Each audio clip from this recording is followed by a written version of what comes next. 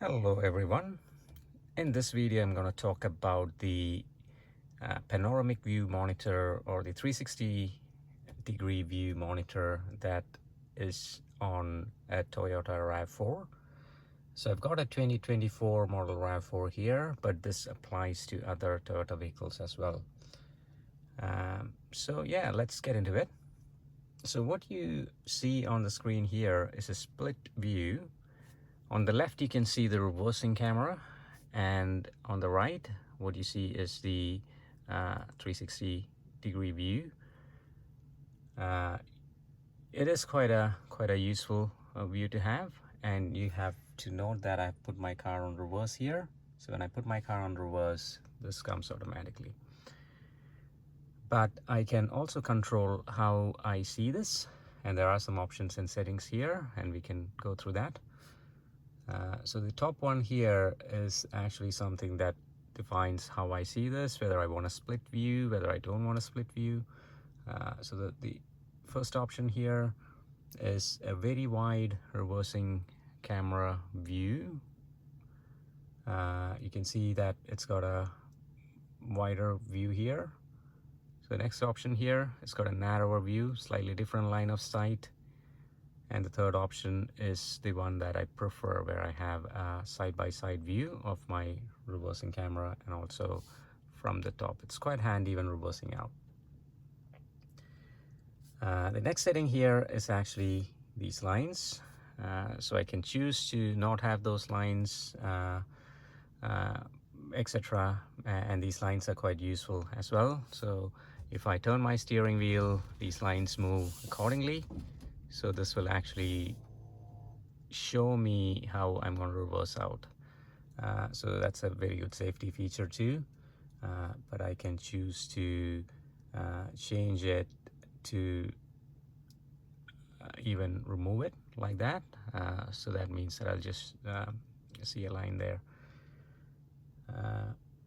Yeah, so, and the last item here is the settings here, which gives you the option to hide or show the cornering view and the view under the vehicle.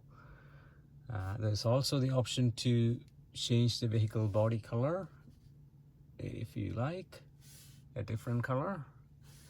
And the view under the vehicle is something that you would see here. So at the moment you're not seeing the view under the vehicle because it hasn't dynamically created that image yet. So one thing to just mention is that the car do not have a camera underneath, but it's actually building the under view based on the front and the rear cameras. So if I start moving the car, it'll slowly start building the under car view based on the previous picture that it had, as you can see here. So that is essentially all about the reversing setup. So if I put my car to drive on my shifter, you can see that it's automatically changed to my Apple CarPlay, the audio, or something like that. And if I want to see the front view of my car right now, the way to do it is this button here called view.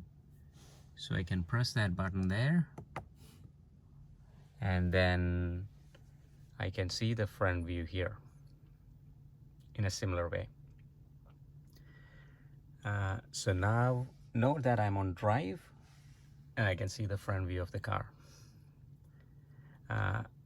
And a really useful thing here is this auto feature. So if I turn that on, I wouldn't have to manually click that button like I did earlier. So if I change my shifter to park, for example, so this goes back to audio. So if I put it to drive now, this automatically shows the camera view. All right, so you can turn that on like that or off It's up to you, it's your personal preference. But one reason to keep it off is if you want to actually see the map or something else when you're actually starting your drive, you would want to keep it off, and that's what I prefer. I would rather set something on the map when I start driving, rather than seeing this view here. And it's quite easy to put this view on. It's just a tap of the switch. So if I'm slowing down, if I'm going to park somewhere, I'll just hit the view button and it'll bring up this view. Yeah, but it's your personal choice. The other thing is that it's pretty similar to the reversing setup. So you can control it, you can change the settings. You have a wider view here, as you can see. You can change that line of sight differently.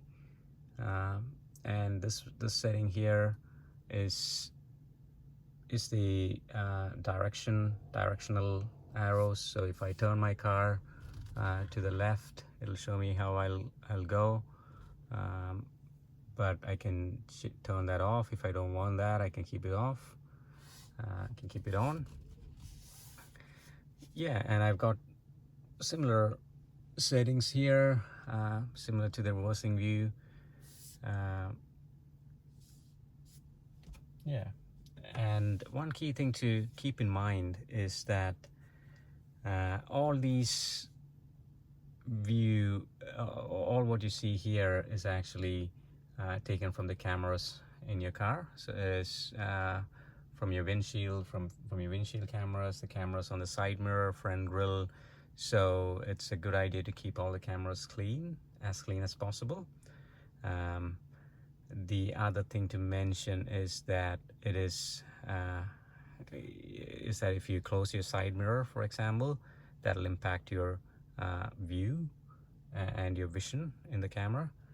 So I'll show you an example here. I am turning off my side mirror, and you can see that it's reflected on the view here. You can see that's actually not showing properly. So if I turn my camera or side mirror back on, it shows properly. If I fold it again, you can see that it changes the view.